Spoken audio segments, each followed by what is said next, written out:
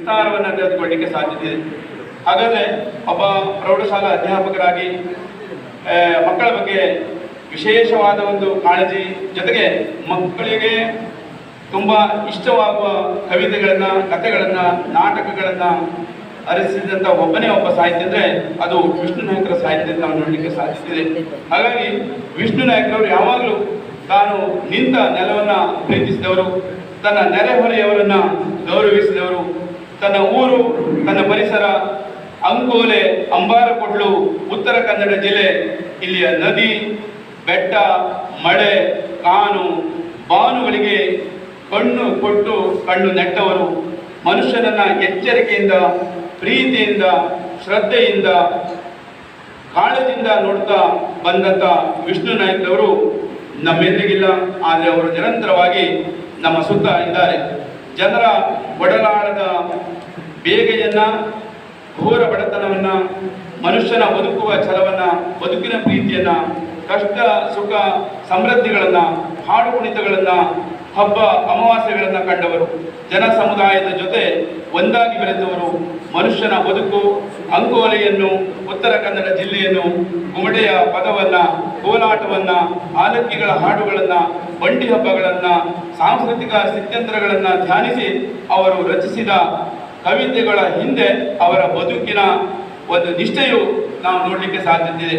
ಹಾಗಾದರೆ ಇವರು ಮಕ್ಕಳ ಸಾಹಿತ್ಯದ ಬಗ್ಗೆ ವಿಶೇಷವಾದ ಒಂದು ಕಾಳಜಿಯಿಂದ ಮಕ್ಕಳ ಮನಸ್ಸನ್ನು ನಾಡುವ, ಮಕ್ಕಳ ನಾಡಿಯನ್ನು ಅರಿತ ಒಬ್ಬ ಅಧ್ಯಾಪಕರಾಗಿ ಅನೇಕ ಮಕ್ಕಳ ಕೃತಿಗಳನ್ನು ರಚಿಸುವಲ್ಲಿ ಇವರು ತನ್ನನ್ನು ತಾನು ತೊಡಗಿಸಿಕೊಂಡಂತರು. ಸುಮಾರು 60 ತುಂಬಿದ ನಂತರ ವಿಷ್ಣು ನಾಯಕರು ಮಕ್ಕಳಿಗಾಗಿ ಹಾಡುಗಳನ್ನು ಬರಿತಾ ಹೋಗ್ತಾರೆ. ಚಿಣ್ಣರ ಬಗೆಗಿನ ಅವರ ಪ್ರೀತಿ ಆ ಎಲ್ಲ ಕವಿತೆಗಳನ್ನು ಓದಿದಾಗ ಅದಕ್ಕೆ ಸಾಕ್ಷಿಯನ್ನು ಒದಗಿಸ್ತದೆ. ಮಕ್ಕಳ 30 ಕವಿತೆಗಳು ಮತ್ತು ಮಕ್ಕಳ ತೋಟಗಳು, ಈ 2 ಕವನ ಸಂಕಲನದಲ್ಲಿಯೂ ಸಹ ಮಕ್ಕಳಿಗೆ ವಿಶಿಷ್ಟವಾದ ಕಾವ್ಯವನ್ನು ಕಟ್ಟಿಕೊಡುವುದರ ಜೊತೆಗೆ ಮಕ್ಕಳು ಕಾವ್ಯದ ಮೂಲಕ ಸಾಹಿತ್ಯದ ಆಸಕ್ತಿಯನ್ನು ಮೂಡಿಸಿಕೊಳ್ಳಲಿಕ್ಕೆ ಅವರು ತುಂಬ ಪ್ರಯತ್ನ ಪಟ್ಟಿದ್ದಾರೆ. ಅಲ್ಲಿ ಒಂದು ಕದನ ಕುತೂಹಲ ಅಂತಕ್ಕಂಥ ಒಂದು ಕವಿತೆಯಲ್ಲಿ ಒಂದು ಮಾತು ಹೇಳ್ತಾರೆ ಅವರು, ಕಡಲಲ್ಲಿ ಮುಳುಗುವ ಸೂರ್ಯನ ನಿತ್ಯವೂ ಎತ್ತುವರಾರಮ್ಮ, ಹಡಗಿನ ಒಳಗಡೆ ಬೆಂಕಿಯ ಚೂರನ್ನು ಇಟ್ಟವರಾರಮ್ಮ.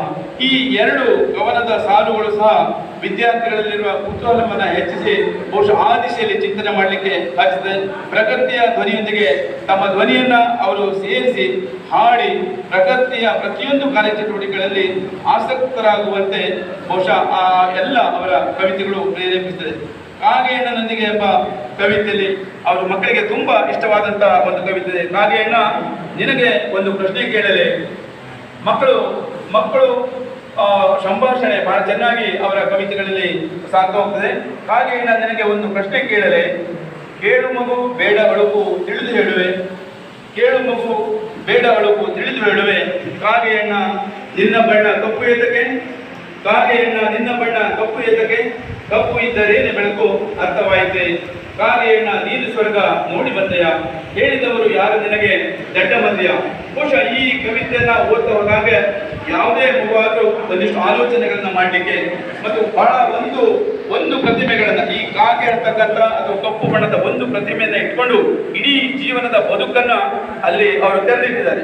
ಬಹುಶಃ ಒಬ್ಬ ಶಿಕ್ಷಕನಾಗಿ ಈ ಕವಿತೆಗಳನ್ನ ಓದ್ತಾ ಹೋದಾಗೆ ಬಹುಶಃ ಈ ಕವಿತೆಯಲ್ಲಿ ಪ್ರತಿಸ್ಪಂದನೆಗಳನ್ನ ನಾನು ಗಮನಿಸಲಿಕ್ಕೆ ಸಾಧ್ಯತೆ ಇದೆ.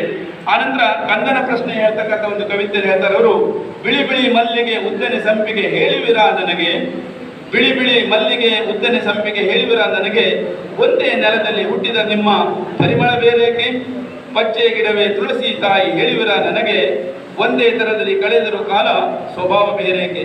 ಬಹುಶಃ ನಮ್ಮ ಅಧ್ಯಕ್ಷರು ಎದುರುಗಡೆ ಕುಂದಿದ್ದಾರೆ. ಈ ಮಕ್ಕಳ ಕವನಗಳನ್ನ ಕೇಳ್ತಾ ಬಹುಶಃ ನಾವು ದೊಡ್ಡವರಾದರೂ ಸಹ ಒಂದಿಷ್ಟು ಆಲೋಚನೆಗಳನ್ನ ಮಾಡಲಿಕ್ಕೆ, ನಮ್ಮ ಮನಸ್ಸನ್ನ ತೆರೆದುಕೊಳ್ಳಲಿಕ್ಕೆ ಬಹುಶಃ ಈ ಕವನಗಳು ಸಾಕ್ಷಿಯಾಗಿದೆ.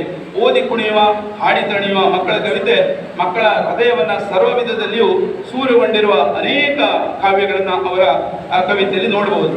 ಭಾಷೆಯ ಬಳುಕಾಗಲಿ ಅಥವಾ ಶಿಶು ಮನಸ್ಸಿನ ಮೇಲೆ ಅದ್ಭುತ ಪರಿಣಾಮಗಳನ್ನು ಉಂಟು ಮಾಡುವುದಲ್ಲದೆ ಬಹುಕಾಲ ನಿಲ್ಲುವಂಥ ಅನೇಕ ಕವಿತೆಗಳನ್ನ ವಿಷ್ಣು ನಾಯಕರು ತಮ್ಮ ಬದುಕಿನ ಅನುಭವದೊಂದಿಗೆ ಅದು ಮಕ್ಕಳಿಗೆ ಕಟ್ಟಿಕೊಂಡಿದ್ದಾರೆ.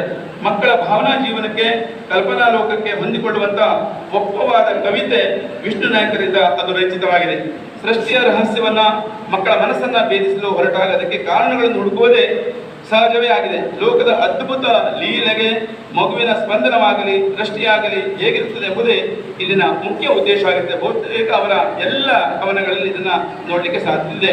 ಹೂವಿನ ಪರಿಮಳ, ಹಣ್ಣಿನ ರುಚಿ, ಮರಗಳ ಗುಣ ಸ್ವಭಾವವನ್ನು ತಿಳಿಯಲು ಹೊರಟಾಗ ಮಗುವಿನ ಮನಸ್ಸು ತನ್ನದೇ ಆದ ತಿಳುವಳಿಕೆಯ ಮೇರೆಯಲ್ಲಿ ಅದು ಅರ್ಥೈಸಲಿಕ್ಕೆ ಪ್ರಯತ್ನಿಸುತ್ತದೆ. ಜೊತೆಗೆ ಅನೇಕ ಕುತೂಹಲಕಾರಿ ವಿಷಯಗಳನ್ನ ಆ ಕವನಗಳನ್ನು ಓದಿದಾಗ ತಿಳಿದುಕೊಳ್ಳಲಿಕ್ಕೆ ಸಾಧ್ಯ ಇದೆ.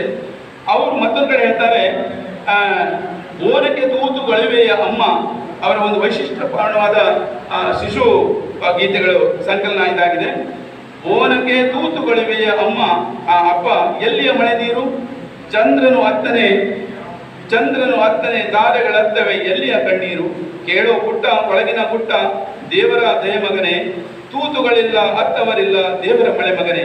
ನೋಡಿ, ಇದು ಮಕ್ಕಳ ಮನಸ್ಸಿನ ಮೇಲೆ ತುಂಬಾ ಪರಿಣಾಮಕಾರಿಯಾದಂತ, ಅಂದ್ರೆ ನಾನೊಬ್ಬ ಶಿಕ್ಷಕನಾಗಿರೋದ್ರಿಂದ ಬಹುಶಃ ಅವರ ಎಲ್ಲ ಕವಿತೆಗಳನ್ನ ಮಕ್ಕಳಿದ್ರಿಗೆ ನಾನು ಇದರ ಹಾಡು ಹೇಳಿದ್ದೇನೆ. ಹಾಡು ಹೇಳಿದಾಗ ಮಕ್ಕಳೆಲ್ಲ ತುಂಬಾ ಸಂತೋಷಪಟ್ಟು ಆ ಕವಿಗಳನ್ನ ಕವನಗಳನ್ನು ಮತ್ತೆ ಮತ್ತೆ ಅವರ ನಾಲಿಗೆಯ ಮೇಲೆ ಗುಯಿಗೊಳ್ಳಲಿಕ್ಕೆ ಈ ವಿಷ್ಣು ನಾಯ್ಕರ ಕವಿತೆಗಳು ಸಾಧ್ಯತೆ ಆಗಿದೆ. ಹಾಗಾಗಿ ಈ ಮಕ್ಕಳಿಗೆ ಹೇಳ್ತಾರಲ್ಲ, ಅದೇನು ಇದೇನು ಅದ್ಯಾಕೆ ಇದ್ಯಾಕೆ ಎಲ್ಲ ಪ್ರಶ್ನೆಗಳನ್ನ ಕೇಳಲಿಕ್ಕೆ ಇಂಥ ಒಂದು ಕವಿತೆಗಳು ತುಂಬಾ ಪ್ರೇರಣೆ ನೀಡ್ತಕ್ಕಂಥದ್ದು. ಇವರ ಪ್ರಶ್ನೆಗಳಿಗೆ ದೊಡ್ಡವರು ಉತ್ತರ ಕೊಡಲೇಬೇಕಾದ ಅಥವಾ ಬೈದು ಸುಮ್ಮನಿರ್ತಕ್ಕಂಥ ಸಂದರ್ಭಗಳಲ್ಲಿಯೂ ಸಹ ಇವರ ಕವಿತೆ ಮತ್ತೆ ಎಚ್ಚೆತ್ತುಕೊಳ್ಳಲಿಕ್ಕೆ ಸಾಧ್ಯತೆ ಇದೆ. ಇನ್ನು ರಾಣಿಯ ಬೆಕ್ಕಿನ ಕುರಿತಾಗಿ ಅವರು ಸುಮಾರು 4 ಕವನಗಳನ್ನ ಬರೆದಂಥವರು. ಅಲ್ಲಿ ಬೆಕ್ಕು ಅಥವಾ ನಾಯಿ ಇರ್ಬೋದು, ದನ, ಕೋಳಿ, ಕುರಿ ಯಾವುದಾದ್ರೂ ಕವಿಗೆ ಅದು ವಿಷ್ಣು ನಾಯ್ಕರಿಗೆ ಪ್ರೀತಿ. ಆ ಪ್ರಾಣಿ ಪ್ರೀತಿ ಮತ್ತು ಪರಿಸರದ ಪ್ರೀತಿ ಬಾಲ್ಯದಿಂದಲೇ ಮಕ್ಕಳ ಮನಸ್ಸಿಗೆ ನಾಟುವಂತಿರಬೇಕು. ಕೊಟ್ಟೆ ಪ್ರೀತಿಯ ಕಿತ್ತು ಸಿಕ್ಕಿತು ಗಲ್ಲಕ್ಕೆ ಮುತ್ತು. ಇದು ಒಂದು ಬಹಳ ಸುಂದರವಾದ ಸರಳವಾದ ಒಂದು ಕವನದ ತುಣುಕು. ಆದರೆ ಇಲ್ಲಿ ಆತ್ಮೀಯತೆ ಹೃದಯಕ್ಕೆ ಅದು ಹತ್ತಿರದಲ್ಲಿದೆ, ಹೃದಯವನ್ನು ಮುಟ್ತದೆ, ಅದು ಕಟ್ತದೆ, ಅದು ಶಾಶ್ವತವಾಗಿ ಆ ಮಕ್ಕಳ ಮನಸ್ಸಿನಲ್ಲಿ ಇರಲಿಕ್ಕೆ ಸಾಧ್ಯತೆ ಇದೆ. ಆಟಕ್ಕೂ ಆಗಬೇಕು, ಪಾಠಕ್ಕೂ ಒದಗಬೇಕು. ಅವ್ರ ಮಾತು ಯಾವಾಗಲೂ ಹೇಳ್ತಾರೆ, ನನ್ನ ಕವನ ಹೇಗಿರ್ಬೇಕಂದ್ರೆ ಅದು ಆಟಕ್ಕೂ ಆಗಬೇಕು, ಪಾಠಕ್ಕೂ ಒದಗಬೇಕು. ಬಹುಶಃ ಅವರ ಎಲ್ಲ ಕವನಗಳು ಸಹ ಆ ರೀತಿಯಾಗಿ ಅವರು ಜೋಡಿಸಿದ್ದಾರೆ. 3 ವರ್ಷದಿಂದ ಸುಮಾರು 12 ವರ್ಷದವರೆಗೆ ಇಷ್ಟವಾಗಬಹುದಾದ ಸುಮಾರು 30 ಹಾಡುಗಳ ಮಕ್ಕಳ 30 ಕವಿತೆಗಳು ಸಂಕಲನ. ಬಹಳ ಅದು ಸಾಹಿತ್ಯ ಲೋಕದಲ್ಲಿ ಬಹಳ ದೊಡ್ಡ ಹೆಸರನ್ನ ಪಡೆದುಕೊಂಡಂತ ಒಂದು ಕೃತಿಯಾಗಿದೆ. ಅಲ್ಲಿ ಆ ಗಿಡ ಬರ್ತದೆ, ಮರ, ಪ್ರಾಣಿ, ಪಕ್ಷಿ, ನದಿ, ಗುಡ್ಡ, ಭೂಮಿ, ಆಕಾಶ, ಸಮುದ್ರ, ಆ ಗುಡುಗು ಮಿಂಚು ಬರ್ತದೆ, ಹೊಳೆ, ಮಳೆಗಳು ಬರ್ತದೆ. ಹೀಗೆ ಮಗುವು ತನ್ನ ಸುತ್ತಮುತ್ತಲಿರ್ತಕ್ಕಂಥ ಪರಿಸರವನ್ನ ನೋಡುವುದ್ರ ಜೊತೆಗೆ ಆ ಕವನಗಳನ್ನ ಹೇಗೆ ಕಟ್ಟಲಿಕ್ಕೆ ಸಾಧ್ಯತೆ ಇದೆ ಹೇಳುವಂಥದ್ದು. ದೋಷಗಳ ಬಗ್ಗೆ ಹೇಳ್ತಾರೆ ಅವರು. ಆ ದೋಷಗಳನ್ನ ಮಗು ತಪ್ಪರಿಸ್ತಾ ಆ ದೋಷೆಯ ಬಗ್ಗೆ ಒಂದಿಷ್ಟು ವಿಚಾರಗಳನ್ನ ತಿಳ್ಕೊಳ್ಳಿಕ್ಕೆ ಸಾಧ್ಯತೆ. 1, 2, 3 ಅಮ್ಮನಿ ಉಳಿಯಿತು ಚೂರು, 1, 2, 3 ಅಮ್ಮನಿ ಉಳಿಯಿತು ಚೂರು, ನನ್ನ ಪಾಲಿನ 1 ಅಮ್ಮ ತಿನ್ನರಿ ಎಂದು ಹೊಟ್ಟೆ ಪ್ರೀತಿಯ ಕಿತ್ತು ಸಿಕ್ಕಿತು ಗಲ್ಲಕ್ಕೆ ಮುತ್ತು. ಇಲ್ಲಿ ಏನಾಗುತ್ತೆ, ಆ ಮಕ್ಕಳಲ್ಲಿ ಸಮಾನತೆಗಳನ್ನ ಕಾಯ್ದುಕೊಳ್ಳಿಕ್ಕಾಗಿ, ಮಕ್ಕಳಲ್ಲಿ ಕುತೂಹಲಕಾರ ವಿಚಾರಗಳನ್ನ ತಿಳ್ಕೊಳ್ಳಿಕ್ಕಾಗಿ, ಮತ್ತು ಮಕ್ಕಳಲ್ಲಿ ಒಂದು ರೀತಿಯಲ್ಲಿ ಆಲೋಚನೆ ಮಾಡಲಿಕ್ಕೆ ಅವರ ಎಲ್ಲ ಕವಿತೆಗಳು ತುಂಬಾ ಪರಿಣಾಮವನ್ನು ನೀಡಿದೆ. ಇನ್ನು ಮಕ್ಕಳ ಕವಿತೆ ಹೊರತಾಗಿ ವಿಷ್ಣು ನಾಯ್ಕರವರು ನಾಟಕದಲ್ಲಿ ಬಹಳಷ್ಟು ಮಕ್ಕಳಿಗಾಗಿ ಬರೆದಂಥ ನಾಟಕಗಳಿವೆ. ನಾಟಕದ ಬಗ್ಗೆ ನಮ್ಮ ಶ್ರೀ ಕಿರಣ್ ಭಟ್ರವರು ಮತ್ತೆ ಪ್ರಸ್ತಾವ ಮಾಡಲಿಕ್ಕಿದ್ದಾರೆ. ಒಂದು ಘಟನೆಯನ್ನು ಹೇಳಿ ನನ್ನ ಮಾತನ್ನು ಮುಗಿಸಿದ್ದೇನೆ. ಅಲ್ಲಿ 1963ರಲ್ಲಿ ಅವರು ಧಾರೇಶ್ವರಕ್ಕೆ ಪ್ರೌಢಶಾಲಾ ಅಧ್ಯಾಪಕರಾಗಿ ಬರ್ತಾರೆ. ಒಂದು ಮೇಲ್ವರ್ಗದವರ ಮನೆಯಲ್ಲಿ ವಾಸ ಆಗಿರ್ತದೆ ಅವರು. ಅಲ್ಲಿ ಧಾರೇಶ್ವರ ದಾರನಾಥ ದೇವಸ್ಥಾನಕ್ಕೆ ಲೈಟ್ ಇಲ್ಲ ಆ ಕಾಲದಲ್ಲಿ, 1963ರಲ್ಲಿ. ಮೂರದವರೆಲ್ಲ ಸೇರ್ಕೊಂಡು ಬರ್ತಾರೆ. ವಿಷ್ಣು ನಾಯ್ಕರನ್ನು ಬಿಟ್ಟರೆ ಅಲ್ಲಿ ನಾಟಕದ ಮಾಸ್ತರ್ ಹೇಳ್ತಾರೆ. ಧಾರೇಶ್ವರದಲ್ಲಿ ಅವರು ನಾಟಕದ ಮಾಸ್ತರ್. ಹಾಗಾದ್ರೆ ಈ ನಾಟಕದ ಮಾಸ್ತರ್ ಅಂತ ಈ ದೇವಸ್ಥಾನಕ್ಕೆ ಒಂದು ಲೈಟ್ ಆಗಬೇಕು ಅನ್ನೋ ಉದ್ದೇಶಕ್ಕಾಗಿ ನೀವೊಂದು ನಾಟಕ ಬಂದಿಲ್ಲಿ ಆಡಿಸ್ಬೇಕು ಹೇಳಿ ಊರಿನವರೆಲ್ಲ ಬಂದು ಹೇಳ್ತಾರೆ. ಆವಾಗ ವಿಷ್ಣು ನಾಯ್ಕರು ಒಪ್ಕೊಂಡು ಒಂದು ನಾಟಕ ಬರೀತಾರೆ. ಆ ನಾಟಕದ ಹೆಸರು ಚಾಂಡಾಲಿಯ ಗಂಡ ಹೇಳಿ. ಇಲ್ಲಿ ಚಾಂಡಾಲಿ ಅಂದರೆ ಸಾಮಾನ್ಯವಾಗಿ ಹೊಲತಿ ಅಂತ ಕರೀತಾರೆ, ಹೊಲತಿ. ಹಾಗಾದ್ರೆ ಈ ಹೊಲತಿ ಈ ಕಥಾವಸ್ತು ಅಂದ್ರೆ ಒಂದು ಬ್ರಾಹ್ಮಣ ಹುಡುಗ ಈ ಹೊಲತಿಯನ್ನ ಪ್ರೀತಿಸಿ ಮದುವೆ ಆಗ್ತಕ್ಕಂಥ ಒಂದು ಸಂದರ್ಭ. ಈ ನಾಟಕ ಧಾರೇಶ್ವರದಲ್ಲಿ ಒಂದಿಷ್ಟು ಮಕ್ಕಳನ್ನ ಸೇರಿಸ್ಕೊಂಡವರು ನಾಟಕ ಪ್ರತಿಜ್ಞಾ